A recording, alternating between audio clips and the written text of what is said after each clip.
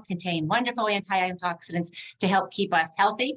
So in addition to that one, we are also going to be making a chicken meatball, and it's actually a pesto parmesan meatball. And I'm really excited about that because with the substitution of chicken for beef, we are drastically lowering the saturated fat in there. Adding some pesto to this will really add a boost of flavor. So it's sure not to dry. And that's sometimes many people hesitate because they feel like, oh, chicken or turkey, it's going to be dry. I don't want it. I don't want turkey chili. I don't want turkey hamburgers or chicken substitutions for beef. But we found a way with some of our other recipes that we've made as well to make a nice chicken meatball. In addition to that, we're going to make a hummus. Now, we've made hummus so many times and so many variations before, but today I'm excited because we're going to add a roasted beet to it. So not only are we going to add tons of wonderful antioxidants, beets have so many great properties, acutely when you eat them, they do lower our blood pressure. They're just wonderful. Look at the pigment. Look at everything that we're making today. We have green, yellow, purple, all the colors of the rainbow. That's what keeps our gut healthy. When our gut's healthy, we stay healthy. Our immune system is stronger. Our brain health is actually better when our gut is in good health. Remember, a lot of those feel-good chemical receptors are in our gut. 95% of them are in our gut. So no wonder when we have a diverse gut that we are happier and healthier and in a good mental state. So in addition to those things, we're going to have the beet hummus, the vegetable sandwich. We're also going to make a fennel and chickpea salad. I love this salad. And part of the reason is that we use a lot of summery vegetables. I like the taste of fennel. We roasted it in some of our recipes that we made over the winter, the greens and beans. But today we're going to try it raw. I encourage you to try it that way and sliced real thin. It could be a very nice addition to any salad. But that's going to be the base for our salad today, plus chickpeas and lemon. And it's just going to be just a nice, light, summery salad. So let's get started. Let's get our things in the oven that have to go into the oven right away. So we're going to get that beet started and the zucchini for our sandwiches, and let's talk about those, and we'll get those in here now. Get all of our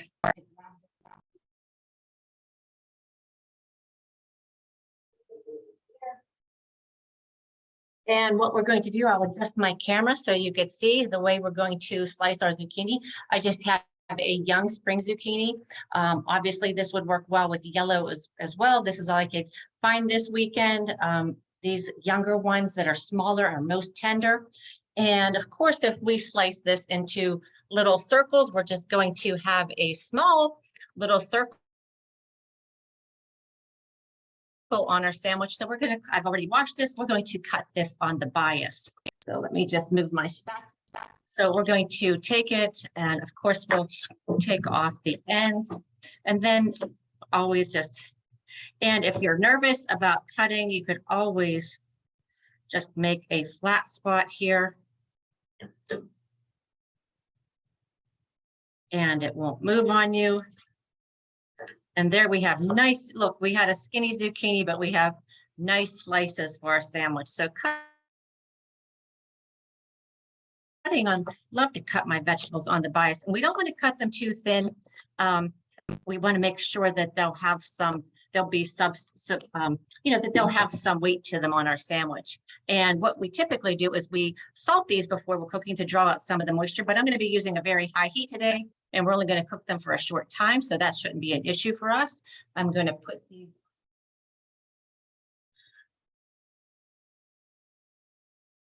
ready.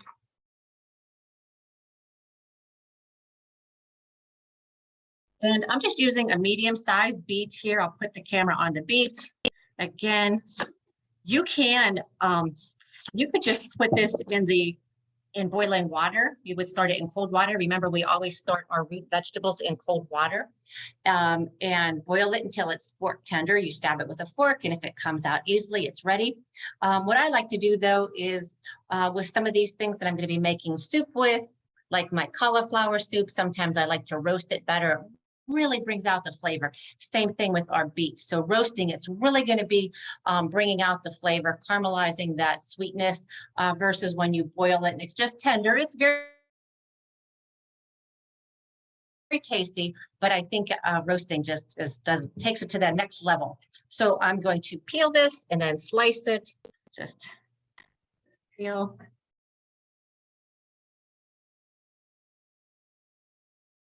And you just want to peel very slightly. The advantage to starting in the cold water and boiling it is you don't have to peel it. So if you have a lot of beets to peel, maybe you don't want to use the garment. Don't have red hands for the rest of the day. Okay.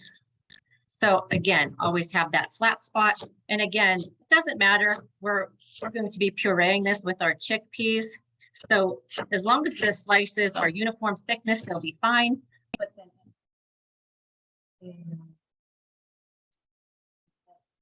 to drizzle with some olive oil. This is my pan that I use all of my vegetables, nice and seasoned, and a little kosher salt with it.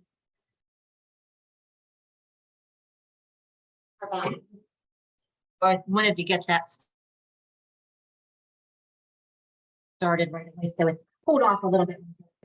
Okay, so next we're going to make our chicken pesto parmesan meatballs. So let me get our mise en place for that, and we'll put our pan here.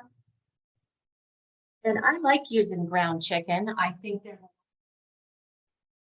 usually use ground chicken breast versus ground just chicken pieces. Don't have into the store. You could always ground chicken breast at home with an attachment on your food processor or on your mixer. Just put that in there. And we'll get rid of that. And what we're going to do is we're going to add some ingredients to this. Let me move the camera for you so you can see. There we go. So we have our ground chicken, and we're going to add a 1/4 cup of Parmesan. We're going to add our egg that we're going to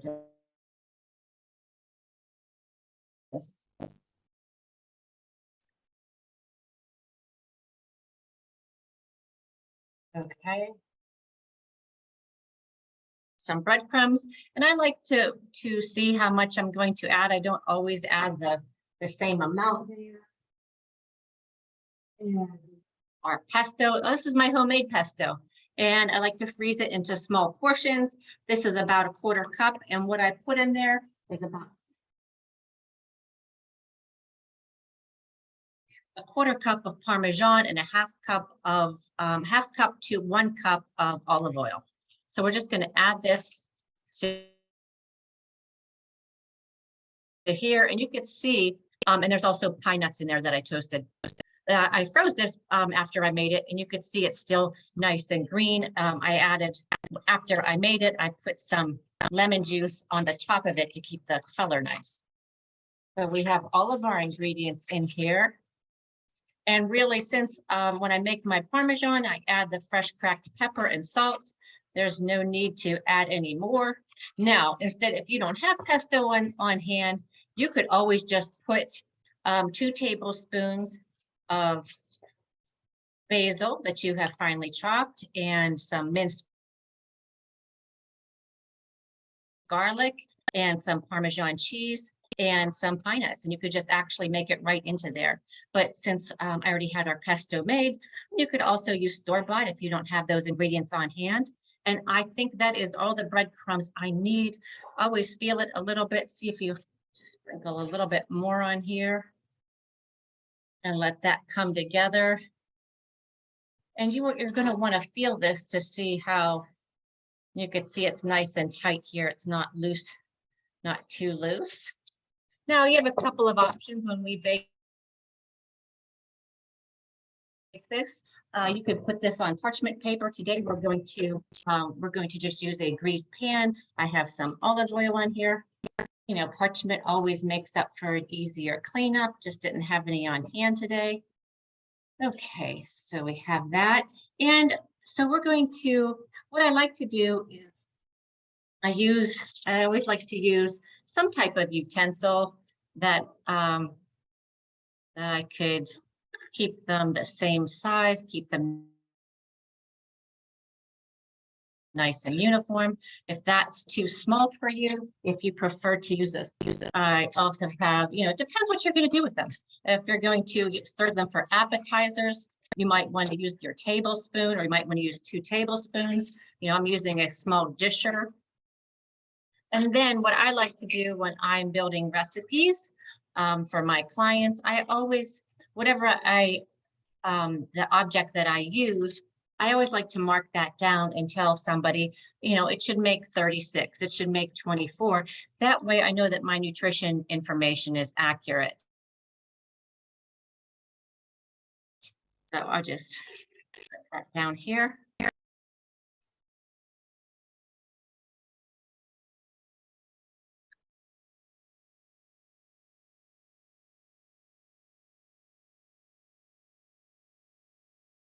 And I'm going to take these ones that I used in the beginning. And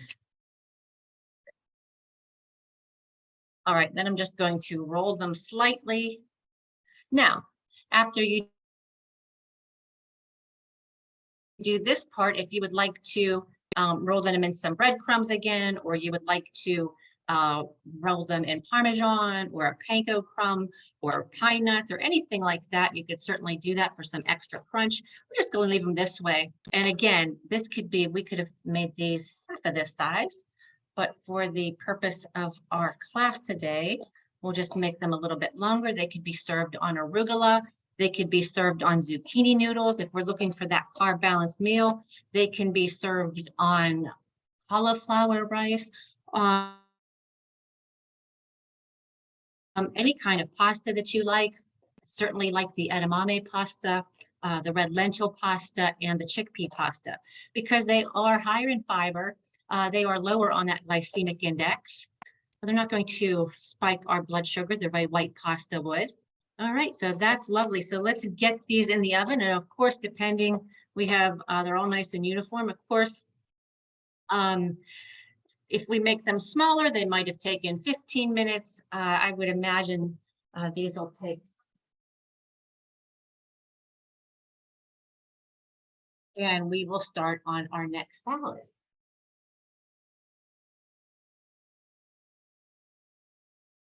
Now, just wash my hands.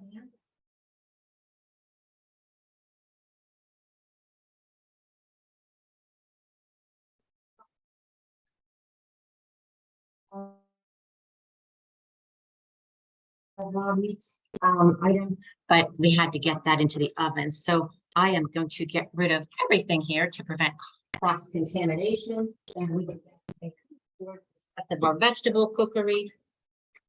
Okay, there we go. All right, so next, while the zucchini is cooking, while our beet is cooking, while our chicken pesto Parmesan meatballs are cooking, we are going to start on our fennel salad. Love this salad, love the whole idea of it, love all the crunch, the different flavors. Anytime there's olive oil and lemon juice as the dressing, count me in. It's just very light, and it's really a complement to the salad. It doesn't take away like a heavy creamy dressing, and that's exactly what we're looking for in the summer. So let me grab my mise en place and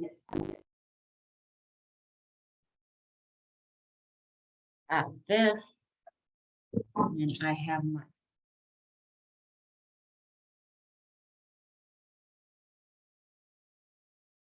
And I just like to use, okay, so there's 2 different parts of the fennel. There is the stem, rather. Okay, so this would be in the ground. There's the stem, which is like, people sometimes mistake this for dill. And this is where the seeds are when you see fennel seeds in the spice aisle. And then this is the actual bulb. So actually this whole plant is useful. The whole vegetable is useful, but or can be used. So I like to save this. This is excellent in soups as well. Remember one time we also made a baked potato soup with fennel. We made a green beans and accolade recipe with fennel. So we're going to chop this part off and we're going to save that for some more use. Let me adjust. Oh, and when you smell, as soon as I cut that, I just got this huge whiff of licorice, right? Because this is, there are the compounds that are found in anise in here, A-N-I-S-E, anise, and that gives us the licorice smell. Now, this is not, don't be afraid, this is nowhere near as spicy as that. It's very mild, but it also has that a little bit of anise and a little bit of a peppery bite to it. So let me adjust my camera for you. And what we're going to do when you cut fennel, you might want to cut here first, because then we could see the core better, right? So then we'll take our knife, clean here, and we're just going to remove that. So I don't want to waste too much. So if I expose that, it's easier for me to see. Nobody wants to eat that part. Trust me. Okay, so we have that all removed, and that's the nice edible portion. Same thing on this, and you could see right here. We're just going to follow that down, and that right there, and it just comes right out.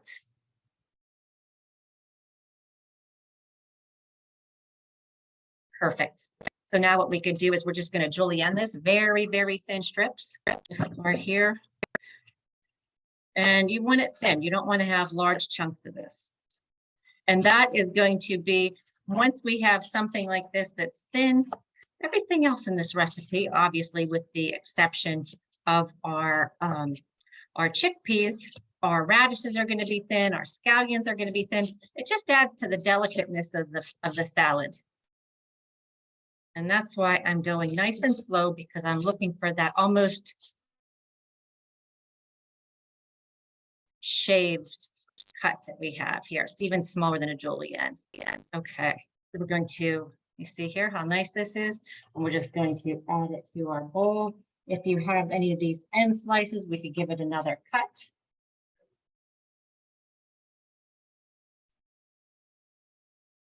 And we have our other half here. You might want to discard that outer, the outer leaf, because if there's you know, if it's just discolored.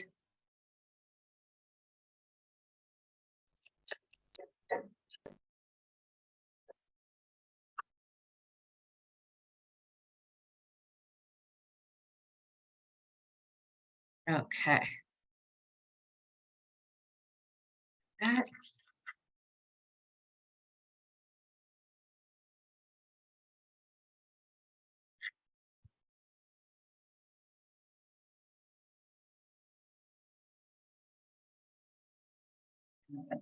Rid of that again, and you could see this one is much younger, so it's going to be a little bit smaller. Comes right out, a lot more tender, and that's what you really want. If we're cooking this, of course we don't care if it's a little bit older vegetable, because we'll take care of that in the roasting process. If we are eating this raw, of course you want it to be young and tender, that way it'll be nice and easy to chew, and it'll still have nice flavor.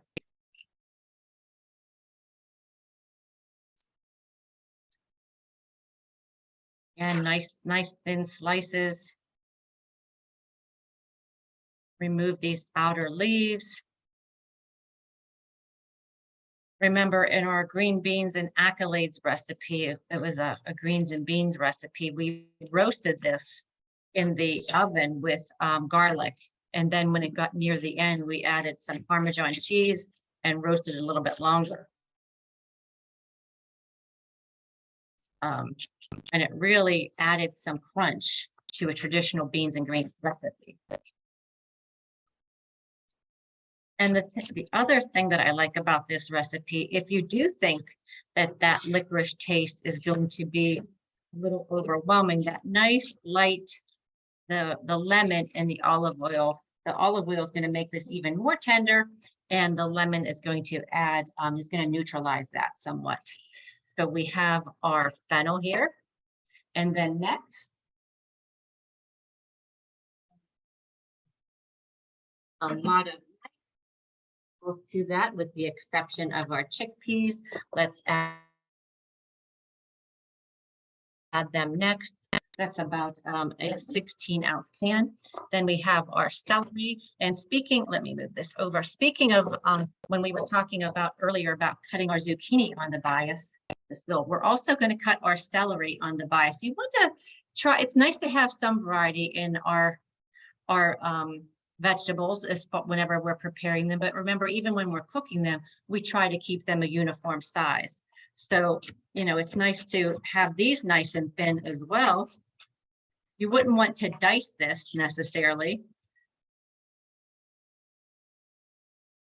You know, think about, see, kind of looks like our fennel. So it's going to add a lot of interest here. So again, just cut it on the bias. We're just going to, a lot of people maybe try to hold the knife a different way.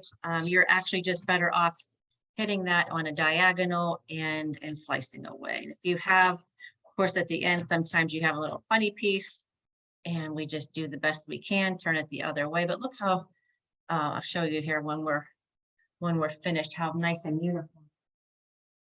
And I just think that, you know, we eat with our eyes first, and it's nice to have it look appealing. So again, all anti-inflammatory recipes, all recipes that would be found on the Mediterranean diet. We have our serving of legumes, which would be the garbanzos.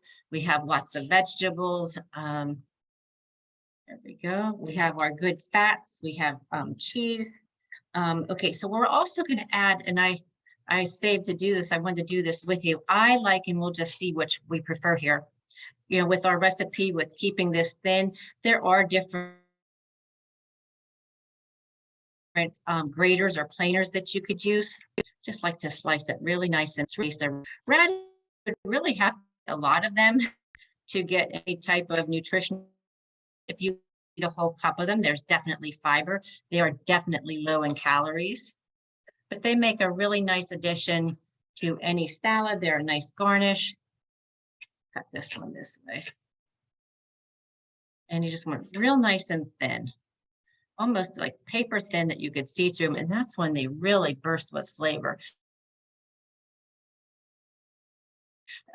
Radishes are nice. They have that nice peppery flavor. I was just discussing this with somebody the other day. We were talking about bringing raw vegetables to in our lunch, and they were saying, you know, the radishes are so satisfying because they just add so much flavor. They don't need anything else. They don't need dips. They don't need special dressings. They're just on their own fantastic. Okay, and then we're going to do equal parts. Remember, when we do our olive oil and lemon dressing, we typically do equal parts. You can mix it up in a shaker cup beforehand. We're just going to put it on here like this. And I'm just going to toss this very lightly. Add some scallions.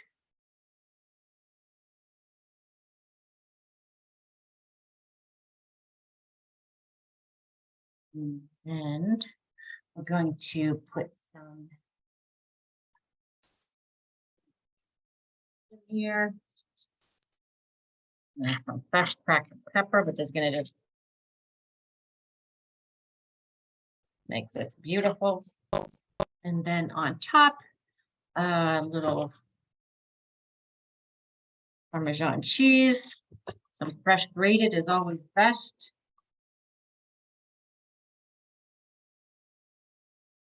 And if you have a microplaner, that works really nice.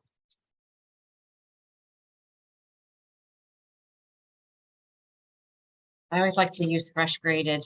And actually, this should really stand up. I'm just trying to hold it for demonstration purposes here. But my microplaner actually adjusts. If I could push it in, I would.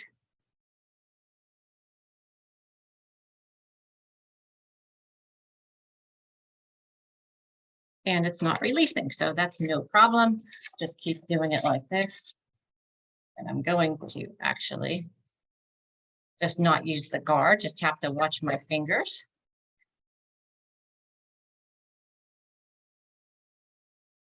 Very nice. That's going to be amazing. I'm excited to look. What a nice, beautiful presentation. It just screams summer. It's just so light and so refreshing. I just love this.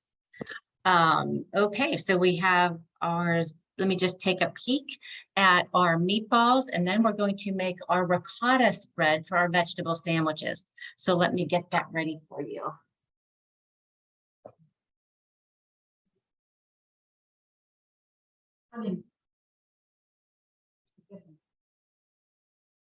Like, let me move our Parmesan.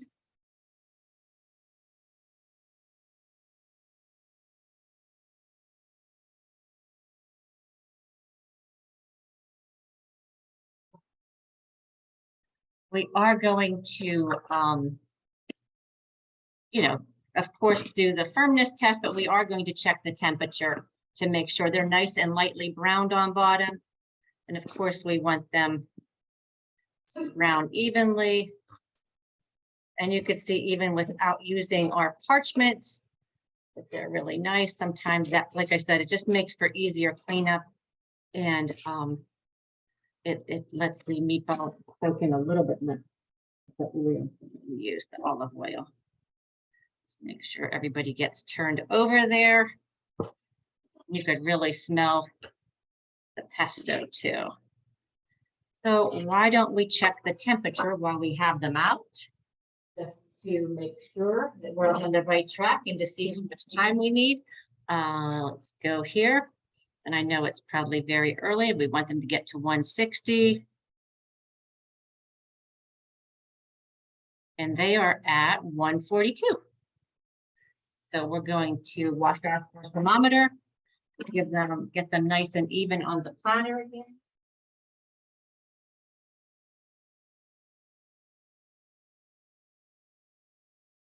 So they're not going to burn for us.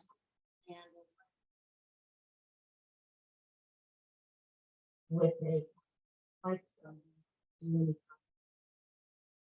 and let's get our vegetable sandwich.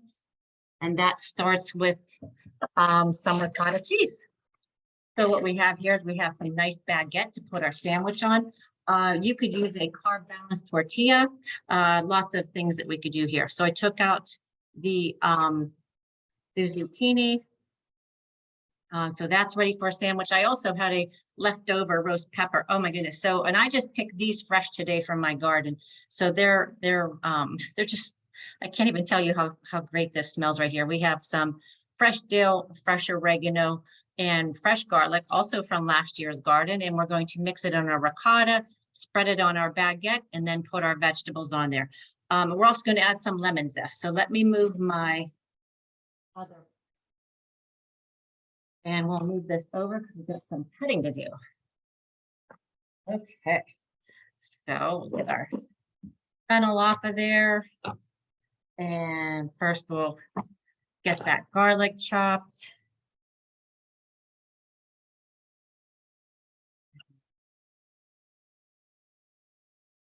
And we just want to get this nice and small. Nobody wants to bite into a whole chunk of garlic, I don't think.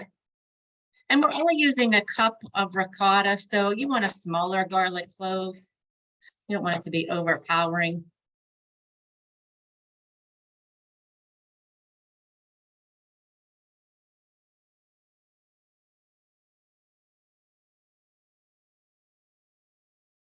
Got it nice and small here. Okay.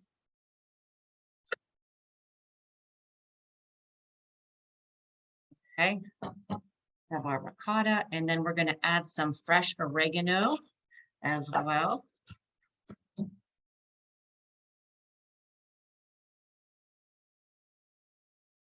And our fresh dill, which like I said smells amazing. Sometimes I like to put a clean wet paper towel underneath my cutting board. It keeps it nice and still for me, or a wet paper towel. Again, you could use any spices that you want. I'm doing garlic, oregano, and fresh dill. And I'm also doing some lemon zest. So let's see that stem there. We'll just take that out. Add all of that in. Oh my goodness, that smells amazing. We're gonna take our lemon that I washed and we're gonna get some fresh lemon zest here. And a small grater that recently broke. So what we're going to use my good old zester. And there's a couple things you could do. You could use the zesting tool like this. And I liked my grater because it gave me little tiny pieces. And that was really nice. And then this end gets out the zest or the oils. There's a lot of oil trapped in the skin. And you could see when I go like that, it just sprays all over the cheese. So that is really nice. It's making a lot of that lemon oil is going right in there. So then we're going to give it a little stir.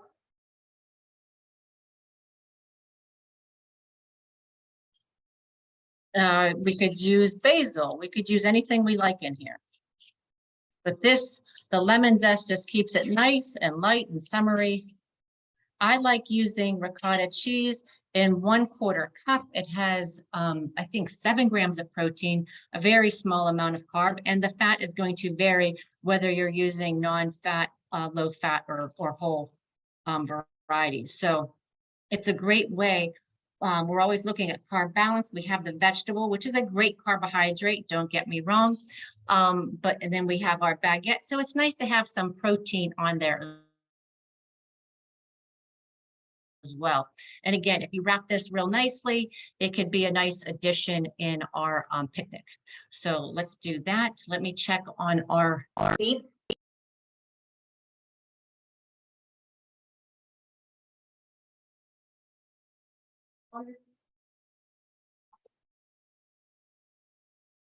Make it cool.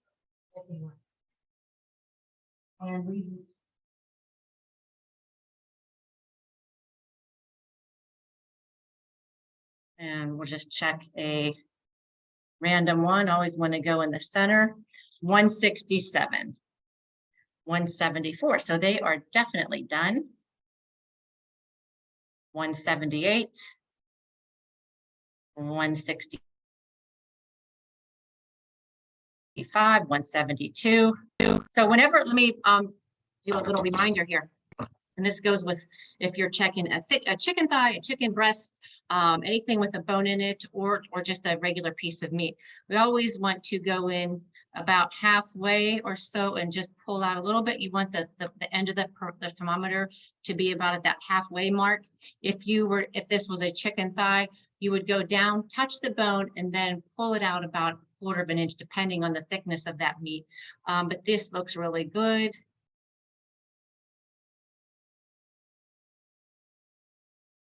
Okay, definitely good. All right, so let's set those aside.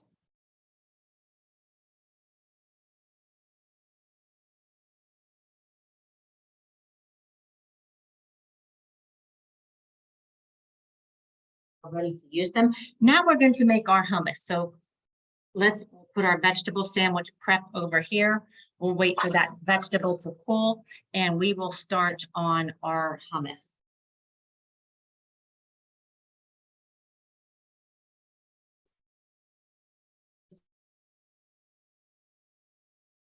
One of my favorite things to make because it is such a quality product. You could get so much better than you can from a store-bought. And I thought this would be a great addition since we're going to be using the beets. So having said that, my food processor is on its last legs. I need to buy a new one. So let's just hope that it holds out for us. We're going to add our chickpeas. Now, we had a class earlier and we said that sometimes it's good to, if we are using canned chickpeas, to boil them first, let them cool off a little bit, and then rub them and get all those hulls off. I think we had in our last class, we found that sometimes you don't need to do that. It depends on the brand of the chickpea. So I'm going to pulse these a little bit.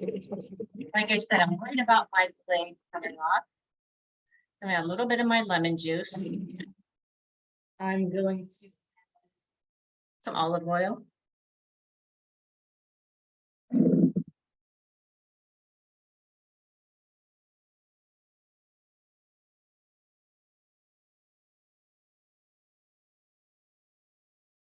And now I'm going to add my beets.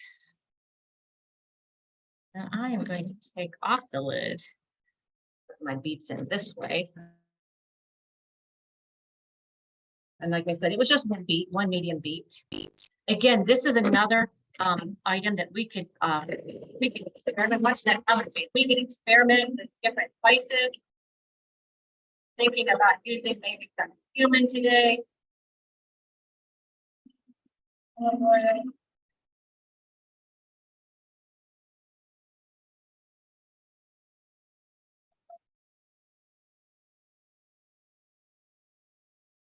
I also like to add a little tahini, a little bit of garlic. Oh, this looks amazing. Let's get this out. Break down, nice and creamy. You don't want any lumps. Let's get my tasting spoon here. Oh my goodness, this really changes the taste of hummus. It makes it so just the flavor level. A little bit sweet, but very nice on carrots. I'm going to add just a pinch of, just to add a little bit of dimension. Okay. And we are done there. And this makes for, look how nice, doesn't this just look like summer? It looks like a, you know, when I think of hummus, and it's probably because I eat so much in the winter, it makes me think of winter. This definitely makes me think of summer hummus. Set that aside and we'll put it in our nice bowl. And again, we could serve this with tortilla chips. We could serve it with carrots, celery, mushrooms, or radish, anything you like. It is a little sweeter than regular hummus, but like I said, you could add different herbs to it. We just add a little bit of cumin to ours. And what we're going to do is I'm going to drizzle a little bit of olive oil on here. I always like to do a little bit of that. And where did our herbs go? Let's see.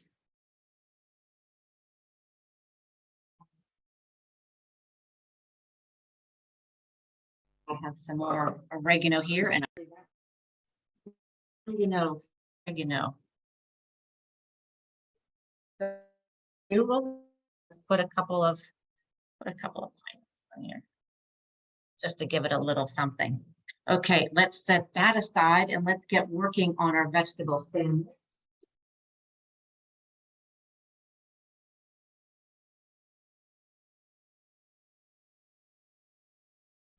Okay.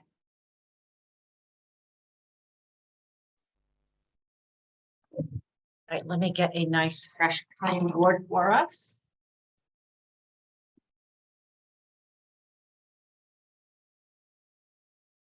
And we're going to take our baguette.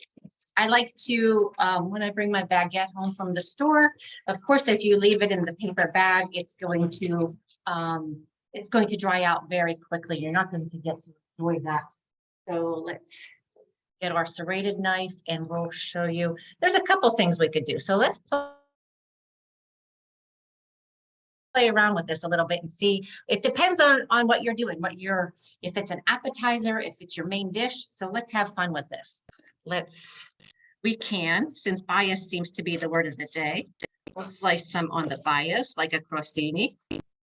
Okay. And we'll give it a cut here. Cut on this end. Discard those ends.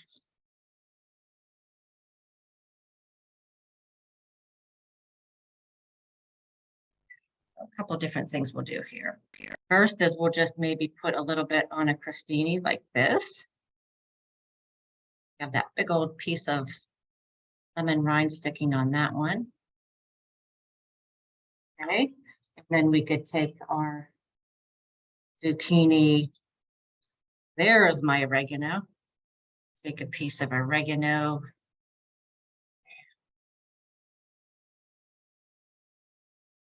Do something like that. And then let's set this aside. We could take our red pepper. We could nice and thin.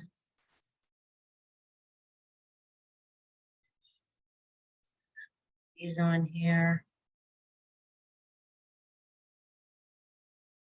We do something like that. We could take our baguette and let me just make this a little bit smaller.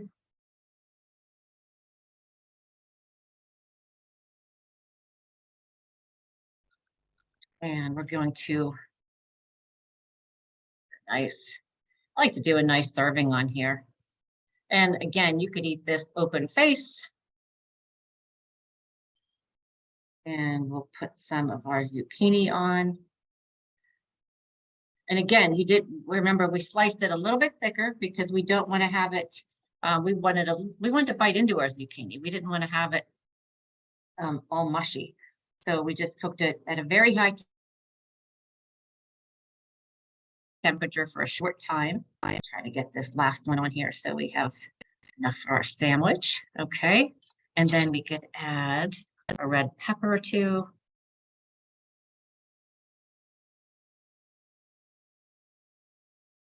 Oops. There we go. And then we'll add some fresh oregano to it. You could add fresh basil. And these are just nice little baby leaves from the, fresh tender leaves from the garden. And two, what I like to do is it's also nice to toast this bread first. So I have a nice little sandwich there. Again, that will wrap up very nicely and keep very nicely. We have this, we have our hummus, we have our salad. The last thing we need to do is to plate our turkey meatballs, our chicken meatballs, chicken parmesan pesto meatballs. So let's move this out of here. A couple of options. We could just serve them on a plate as an appetizer. Sometimes what I like to do is take a bed of lettuce, heavy on the arugula, and just place them on there.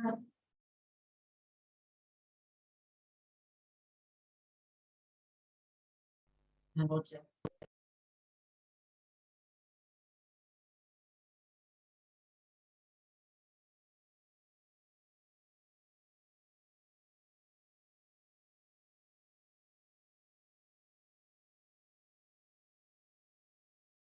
be down. And then we could add, of course, we could add a couple of, I always like to garnish with something that is inside our actual dish. So we have pesto in there, so we could certainly put pine nuts on it. I'm going to put a little bit of, let me see if we could use our other grater and get a little bit different place out of there.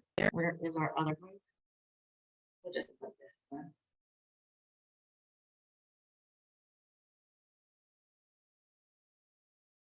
When I'm out at a restaurant, often I'll get the, to keep it carb balanced, I do like to get a meatball. I will put it right on my salad, sauce, no sauce, whatever it calls for. I like that.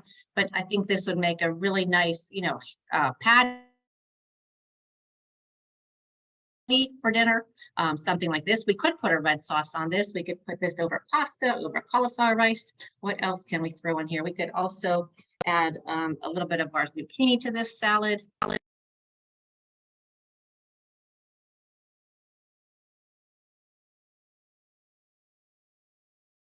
And then have our roasted red pepper.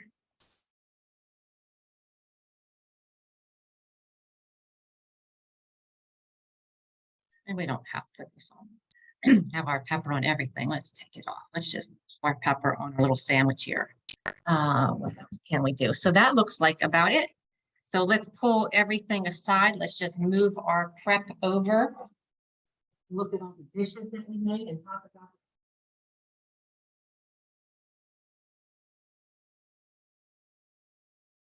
Then we can also have nice and colorful. Oh my goodness, that radish salad with the chickpeas and the fennel. It's just such a nice dish. I mean, who wouldn't love if you brought that to their house for a picnic? Nice and light and refreshing. It's a change. We don't have to worry about this one like we would a mayonnaise-based potato salad, macaroni salad, something like this. There's no meats in here, so it's just a nice light, shouldn't be something that has an issue. Again, our hummus, and we could even, where's our baguette? We could even put some baguette in here. We could do different things with that. Very nice. That's delicious. We have our little sandwich that could be wrapped up. This could be put in a container and taken with us to our outdoor concert. So can our salad, and certainly our meatball.